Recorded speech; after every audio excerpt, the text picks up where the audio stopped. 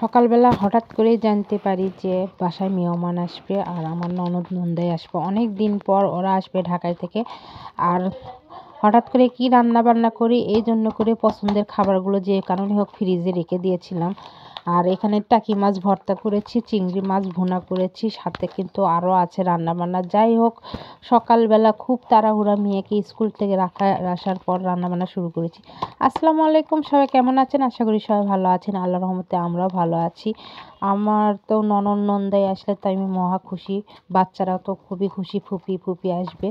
যাই হোক, সকালবেলা রান্না বান্নার কাজে শুরু হয়ে গেলাম। মেয়েকে স্কুলে রেখে এসে রান্না করলাম টাকি মাছ ভর্তা, চিংড়ি মাছ ভুনার সাথে গরু মাংস আছে, আবার সাথে মুরগি মাংস কিন্তু রান্না করেছি। এই হলো সকালবেলা রান্না বান্না। আর ওরা আস্তে আস্তে কিন্তু দুপুর পরে আসবে।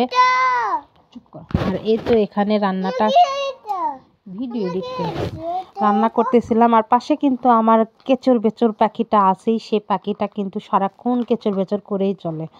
আমার ছেলের কথা বলছিলাম। সবাই কিন্তু ভালো থাকবেন। আল্লাহ হাফেজ।